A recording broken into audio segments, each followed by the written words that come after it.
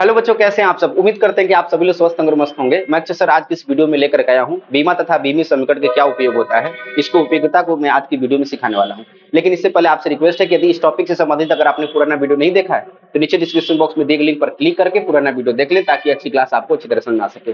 तो चलिए बच्चों शुरू करते हैं आज का वीडियो। बीमाओं का उपयोग, बीमी समीकरण तथा बीमा को लिखने अच्छी तरीके से आ गया होगा। बच्चों सबसे पहले हम लोग बात करते हैं कि बीमा का क्या उपयोग होता है। बीमा आखिर हम लोग पढ़ते के हैं, आखिर बीमा की आवश्यकता क्या पड़ती है, क्या जरूरत है बीमी समीकरण लिखने का। तो बच्चों मैं आपको बता दूं कि बीमा का जो उपयोग होता है बेसिकली हम लोग उपयोग तो बहुत सारा कर सकते हैं, लेकिन यहाँ पर बेसिकली 3 उपयोग को लेकर के हम लोग आ रहे हैं। पहला उपयोग होता है आपका कि भौतिक समीकरणों की सत्यता की जांच करना। दूसरा जो उपयोग होता है बच्चों कि किसी भौतिक राशि के एक पद्धति से दूसरे पद्धति में बदलना। और तीसरा उपयोग होता है कि यदि आपको ये पता हो कि कोई भौतिक राशि किन किन भौतिक राशियों पर निर्भर करती है तो उनके बीच में आप नया संबंध स्थापित कर सकते हैं भौतिकी में। बच्चों आइए बारी बारी से डिटेल से समझते हैं हम लोग। सबसे पहला जो कहता है कि बीमी विधि से भौतिक समीकरण की सत्यता की जांच करना।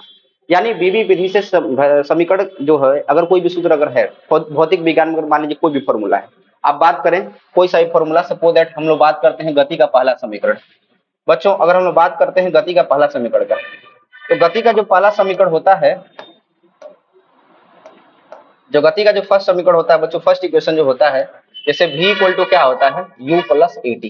ठीक है, v इक्वल टू क्या होता है बच्चों u प्लस ए टी। अब इसमें देखिए कहता है कि इस सिद्धांत के अनुसार समीकरण के दोनों पक्षों के प्रत्येक पदों की बीमा समान होनी चाहिए। बच्चों यहाँ पर देखिए v जो होता है अंतिम वेग होता है, u जो होता है वो प्रारंभिक वेग होता है, a जो होता है वो त्वरण होता है, t जो होता है बच्चों समय होता है। तो आप देखिए इसमें ये वाला जो पक्ष होता है तो बच्चों ये कौन सा पक्ष होता है, हम लोग का एलएचएस होता है। और ये वाला जो पक्ष है वो कौन सा होता है बच्चों, आरएचएस होता है। तो ये समीकरण क्या कर ये जो आपको उपयोग ये कहता है, अगर कोई भी भौतिकी में किसी भी सूत्र की सत्यता की जांच करना होगा तो सबसे पहले आपको देखना पड़ेगा कि एलएचएस में कौन सा टर्म है और आरएचएस में कौन सा टर्म है। जैसे यहाँ पर भी है, यानी भी आपका अंतिम वेग है, यू है प्रारंभिक, ए क्या है बच्चों त्वरण है, और टी क्या है बच्चों समय है। तो जो आपका बीमा भी का होगा एलएचएस वाले में वही बीमा, जैसे यहाँ पर आरएचएस में इसके 2 पद हैं, एक आपका यू है और एक कौन सा पद है बच्चों आपका एटी है। तो जो बीमा आपका यू का होगा वही बीमा आपका क्या होता है एटी का भी होता है। यानी लास्ट में अगर हम लोग करके देखेंगे तो एलएचएस की जो बीमा है, जो एलएचएस की बीमा है बच्चों वो आरएचएस की बीमा के क्या होगी, समान हो जाएगी। एलएचएस की बीमा जो होती है आरएचएस की बीमा के समान हो जाएगी। अगर ऐसा होगा तो सूत्र क्या है बच्चों, सत्य है। और अगर ऐसा नहीं होता है तो उस सूत्र को हम लोग क्या कहेंगे बच्चों, सूत्र गलत हो गया। तो बच्चों बीमा का हम लोग ऐसे करेंगे, इस तरीके से बीमा का उपयोग होता है। बीमा की सहायता से एक तरह से टेस्टर का काम करता है, टेस्टर का काम करता है। हम लोग टेस्ट कर सकते हैं कि कोई भी सूत्र सही है कि गलत है। और सूत्र की जांच करने के लिए सबसे पहले क्या बोला गया है बच्चों कि अगर उस सूत्र में अगर एलएचएस दिया और आरएचएस दिया है तो एलएचएस का हर एक पद का बीमा जो है आरएचएस के हर एक पद के बीमा के क्या होना चाहिए बच्चों, समान होना चाहिए। आइए इसको एक देखते हैं बच्चों, सवाल के थ्रू हम लोग करते हैं। अब यहाँ पे क्या होता है कि अब इसमें हम लोग बच्चों एक सवाल के थ्रू इसको देखेंगे हम लोग। यहाँ पर एक क्वेश्चन हम लोग क्या आ रहे हैं बच्चों, पहला कि अगर मान लीजिए क्वेश्चन नंबर पहला अगर इस तरीके से दे दिया कि गति के प्रथम समीकरण की सत्यता की जांच कीजिए। गति का पहला जो समीकरण होता है उसकी सत्यता की जांच कीजिए। तो गति का पहला समीकरण v बराबर u प्लस ए टी, ठीक है, v बराबर u प्लस ए टी की सत्यता की जांच कीजिए। यानी सत्यता की जांच करना है कि जांच करें, टेस्ट करें कि सही है कि गलत है, जांच करें। बच्चों सबसे पहले आपको क्या बताया गया था कि दोनों पद का दोनों जो आपका एलएचएस है और जो आपका आरएचएस है, इन दोनों पदों का बीमा आपस में क्या होना चाहिए बच्चों, समान होना चाहिए। तो सबसे पहले क्या करेंगे, इस भी का बीमा देखेंगे। भी आपका अंतिम वेग होता है, यू आपका प्रारंभिक वेग होता है, ए आपका त्वरण होता है, टी आपका समय होता है। बीमी सूत्र लिखने का तरीका आपको बता दिया गया है बच्चों। अब यहाँ पे लिखते हैं तो इसका बीमा क्या होगा, एल टी के पावर क्या होगा बच्चों, -1 हो जाएगा अंतिम वेग का, यहाँ पर बराबर हो जाएगा। अच्छा यू क्या है बच्चों, प्रारंभिक वेग है, तो कोई बात नहीं वेग है ना, तो इसका भी बीमी सूत्र क्या होगा, एल टी के पावर -1 हो जाएगा। अब यहाँ पे प्लस है तो यहाँ पर प्लस हो जाएगा। इसके बाद त्वरण की बीमा की बात करते हैं तो बच्चों त्वरण की बीमा क्या हो जाएगा, एल टी के पावर -2 हो जाएगा, बीमी सूत्र हो जाएगा एल टी के पावर -2। और यहाँ पे बच्चों क्या है, टाइम है, तो यहाँ पे टाइम का क्या होगा बच्चों, टी हो जाएगा। अब देखिए यहाँ पर इसको करेंगे, एल टी के पावर -1 हो गया एलएचएस वाले साइड में। यहाँ पर क्या हो गया बच्चों, एल टी के पावर -1 हो गया प्लस, ये देखिए अगर यहाँ पे मल्टीप्लीकेशन में है तो हम लोग पावर के साथ देखेंगे, टी के पावर -2 और टी के पावर +1 है, तो फाइनली हम लोग इसको करेंगे तो क्या होगा बच्चों, एल टी के पावर क्या हो जाएगा, -1 हो जाएगा। अब यहाँ पे जब हमने किया तो एल टी के पावर -1, एलएचएस में हमने कुछ नहीं किया, आरएचएस में क्या करते हैं बच्चों, दोनों को जोड़ देते हैं।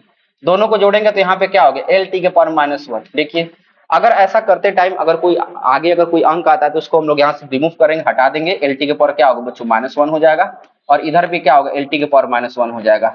अब देखिए ध्यान से वही बात कहता है कि एलएचएस साइड की बीमा और आरएचएस साइड का जो बीमी सूत्र होता है, इन दोनों का जो है मान जो है बराबर होना चाहिए। देखिए एलएचएस का जो बीमी सूत्र है, जो आरएचएस का बीमी सूत्र है, इस दोनों में क्या बच्चों समान हो गया। यानी यहाँ पे लिखा सकता है बच्चों एलएचएस की बीमी सूत्र, एलएचएस की बीमा बराबर क्या होगा बच्चों आरएचएस की बीमा। अब बताइए आप ही बता दीजिए फॉर्मूला क्या है बच्चों, सत्य है क्या सत्य है, तो बच्चों सूत्र क्या है बच्चों सत्य है। ठीक है, इसी प्रकार से ये तो पहला हो गया। ठीक है, अगर इसी प्रकार से अगर ये होता कि देता बच्चों की दूसरा अगर समीकरण आ गया आपका, दूसरा समीकरण कौन सा होता है, जब हम दूसरे समीकरण की बात करते हैं बच्चों, दूसरा समीकरण हम लोग का होता है एस बराबर U T plus half E T square. ठीक है बच्चों, अगर इस तरीके से होता तो एस यहाँ पर क्या है बच्चों आपका दूरी है, विस्थापन है, और यू क्या है प्रारंभिक वेग है, टी क्या है बच्चों समय है, हाफ को हम लोग यहाँ से हटाएंगे, ए क्या आपका त्वरण है, टी क्या है बच्चों आपका समय है, तो सबका बीमा यहाँ पर रख दीजिए। तो एल एस का क्या होगा बच्चों एल हो जाएगा। ठीक है, और यू है आपका अंतिम प्रारंभिक वेग है, तो इसका क्या होगा एल टी के पावर -1 हो जाएगा, और यहाँ पे टाइम है तो इसका क्या होगा बच्चों टी हो जाएगा। प्लस है, आपको क्या बताया गया था बच्चों, अगर कोई अंक आता है कोई संख्या आता है उसको सीधे हम लोग हटा देंगे, यहाँ से 1/2 को हम लोग हटा दिए। अब यहाँ पे त्वरण आ गया तो त्वरण का क्या होगा बच्चों एल टी के पावर कितना हो जाएगा -2 हो जाएगा। इसके बाद आपका टी है यहाँ पर पावर 2 हो जाएगा, क्योंकि बच्चों यहाँ पे टी के पावर क्या है 2 है, बाद में स्क्वायर यहाँ पे करेंगे तो अंत में यहाँ पर टी के पावर 2 आ जाएगा। ठीक है, अब देखिए यहाँ पर बचा क्या बच्चों एल बच्चा बराबर यहाँ पे क्या हो गया एल टी के पावर 0। ठीक है, एल टी के पावर 0 प्लस यहाँ पर क्या हो गया एल टी के पावर अगेन क्या हो गया बच्चों 0। अब ये बात आपको पता होगा कि अगर किसी का पावर 0 होता है उसका मान 1 हो जाता है, तो यहाँ पर जब मान 1 हो जाएगा तो यहाँ पर बचेगा क्या बच्चों एल हो जाएगा बराबर, यहाँ पर भी क्या होगा बच्चों एल हो जाएगा प्लस यहाँ पर भी क्या होगा बच्चों एल हो जाएगा। अब बताइए इसको जब करेंगे तो यहाँ पर एलएचएस में आपका एल हो गया और यहाँ पे क्या हो गया बच्चों 2l हो गया। अब बताइए आगे वाले अंकों को हम लोग हटाएंगे तो एल बराबर क्या हो गया बच्चों एल आ गया। बताइए एलएचएस साइड का बीमी सूत्र आरएचएस साइड के बीमी सूत्र के बराबर हो गया, तो और इसलिए सूत्र क्या है बच्चों सत्य। तो बच्चों दो उदाहरण लेकर के मैंने आपको समझाया और सिखाया, मुझे उम्मीद है कि आप सभी को ये टॉपिक समझ में आया होगा। अन्य उदाहरण लेकर कर हम लोग इसको सीखते हैं बच्चों। एक और मैं आपको क्वेश्चन इसमें करा देता हूं, और क्या हो सकता है इसमें, अगर एक फॉर्मूला आपका दिया है बच्चों, यहाँ पर सूत्र दे दिया है आपका, फिजिक्स में एक सूत्र दे दिया क्या एफ बराबर mv²/r। ठीक है, mv²/r, और हर एक टर्म को मैं बता देता हूँ। यहाँ पर एफ क्या होता है बच्चों बल होता है, एम क्या होता है द्रव्यमान होता है, वी क्या होता है बच्चों वेग होता है, और आर क्या होता है बच्चों त्रिज्या होता है। ठीक है, तो एफ यहाँ पर बल है। अब इसकी सत्यता की जांच करना है। ठीक है, सत्यता की क्या करना है बच्चों जांच करना है। एक काम है आपसे रिक्वेस्ट है कि आप सभी लोग ना कॉपी जो है और पेन जो अपने हाथ में रखा करें, जब भी क्वेश्चन देते हैं उसको अपने आप ट्राई करने की कोशिश कीजिए। बच्चों यहाँ पर एफ बल है, एम द्रव्यमान है, भी क्या है बच्चों आपका वेग है, और आर क्या है बच्चों त्रिज्या है। तो सभी पद का बीमा यहाँ पे रख देते हैं बच्चों। बल की बीमा होती है mlt के पावर -2, कहां से, पीछे वीडियो देख लीजिए, नीचे डिस्क्रिप्शन बॉक्स में दिया गया। द्रव्यमान की बात करें, द्रव्यमान इसका बच्चों बीमा क्या होगा बच्चों आपका m हो जाएगा। अच्छा, इसके बाद वेग है बच्चों, तो यहाँ पर क्या होगा एल टी के पावर क्या होगा -1, पावर में कितना 2 हो जाएगा, अपॉन यहाँ पर बच्चों आपका त्रिज्या है r है, तो इसका बीमी सूत्र क्या बच्चों एल हो जाएगा। ठीक है, अब यहाँ पे करेंगे तो क्या होगा एम एल टी के पावर कितना होगा बच्चों -2 हो गया, एम एल टी के पावर -2 हो गया बराबर, यहाँ पे जब करेंगे तो m हो गया। अब देखिए ध्यान से इस ब्रैकेट वाले चीज को हम लोग सॉल्व कर लेते हैं। अब यहाँ पे क्या एल के पावर हो जाएगा बच्चों 2, एल के पावर हो जाएगा 2, और टी के पावर कितना हो जाएगा बच्चों -2, अपॉन में यहाँ पर क्या होगा बच्चों एल हो जाएगा। ठीक है, अब यहाँ पे जब करेंगे इसको तो एम एल टी के पावर कितना हो गया बच्चों -2 हो गया। ठीक है, इक्वल टू यहाँ पे जब करेंगे तो क्या होगा एम एल, देखिए ध्यान से यहाँ पर एल के पावर +2, एल के पावर +1 ऊपर जाएगा -1, 2 में से 1 जाएगा क्या 1 बचेगा, और टी के पावर कितना हो जाएगा बच्चों -2। अब आप देखिए, आप समझिए, आप बताइए क्या एलएचएस साइड का बीमा जो है बीमी सूत्र जो है वो आरएचएस साइड के बीमी सूत्र के बराबर है कि नहीं है। अगर ऐसा है तो ये सूत्र क्या है बच्चों सत्य है। तो आप यहाँ पे लिख सकते हैं बच्चों सूत्र क्या है बच्चों सत्य है। तो मुझे उम्मीद है कि आप सभी को सूत्र की सत्यता करना आ गया होगा कि कैसे हम लोग जांच करते हैं। आइए अब बात करते हैं बच्चों एप्लीकेशन दूसरा, नेक्स्ट एप्लीकेशन की बात करते हैं कि किसी भौतिक राशि को एक पद्धति से अन्य पद्धति में बदलना। ठीक है, किसी भौतिक राशि की बात किया गया है बच्चों। अब बताइए यहाँ पर आप लोग को ऑलरेडी बताया जा चुका है बच्चों की मात्रक का जो पद्धति होता है, जैसे एसआई पद्धति होता है, जैसे एमकेएस पद्धति होता है, जैसे आपका सीजीएस पद्धति होता है, जैसे आपका एफपीएस सिस्टम होता है। ठीक है, तो यहाँ पर अगर कोई एसआई पद्धति में दिया है, अगर एसआई पद्धति में दिया है तो इसको हम लोग सीजीएस में बदल सकते हैं, सीजीएस में बदल सकते हैं। ठीक है, किसकी सहायता से बच्चों? बीम सूत्र की सहायता से। कैसे करेंगे आइए इसको समझते हैं बच्चों। इसको समझने से पहले कुछ चीजों का है जो एसआई और यहाँ पर हम लोग सीजीएस में बात करते हैं। ठीक है, यहाँ पर एसआई पद्धति लिखेंगे। अच्छा, एमकेएस पद्धति का मॉडर्न रूप आपका एसआई पद्धति होता है। ठीक है, मैं आपको बता दूं कि एमकेएस पद्धति का जो आधुनिक है वो क्या है बच्चों? एसआई में लेके चला गया। तो एसआई पद्धति और यहाँ पे कौन सा हो जाएगा आपका? सीजीएस पद्धति। इधर कौन सा हो जाएगा? सीजीएस पद्धति। बड़े काम का चीज है, आपको ये कॉपी में नोट कर लेना होगा। ठीक है, जैसे यहाँ पर हम लोग भौतिक राशि की बात करते हैं बच्चों, लंबाई की बात करते हैं। किसकी बात करेंगे? लंबाई।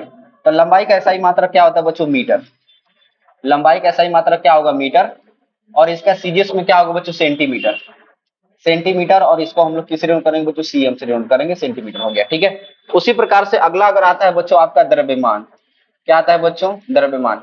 तो द्रव्यमान का हम लोग किस में करेंगे बच्चों? किलोग्राम। किलोग्राम केजी, इसमें क्या होता है बच्चों? ग्राम। आपका बच्चों ग्राम हो जाएगा, जी हो गया। ठीक है, उसी प्रकार से अगर हम लोग लंबाई द्रव्यमान समय की बात करते हैं तो समय के साथ कोई दिक्कत नहीं है, इसका यहाँ पर भी आपका सेकंड होता है, यहाँ पर भी क्या होता है बच्चों? सेकंड होता है। पर अब उसकी बात करते हैं, जैसे हम लोग बल की बात करते हैं। ठीक है, तो बल का क्या होता है बच्चों? इसमें आपका होता है न्यूटन। क्या होगा? न्यूटन। और न्यूटन को एन से डिनोट करेंगे। और इसमें आपका क्या होता है बच्चों? डाइन होता है। क्या होता है? डाइन। और इसको हम लोग डी से डिनोट करते हैं। उसी प्रकार से हम लोग ऊर्जा की बात करते हैं। तो ऊर्जा की बात करेंगे तो यहाँ पर क्या होता है बच्चों? जूल होता है। ऊर्जा क्या होता है? जूल। और इसमें आपका क्या हो जाएगा बच्चों? अर्ग हो जाएगा। क्या हो जाएगा? अर्ग। तो बच्चों आप सभी को तो पहले कॉपी में इसको नोट कर लेना है। ठीक है, ज्यादातर क्वेश्चन आपका न्यूटन से डाइन या डाइन से न्यूटन में होगा, जूल से अर्ग में होगा या अर्ग से जूल में होगा। इसी तरीके से कन्वर्ट करने के लिए आता है।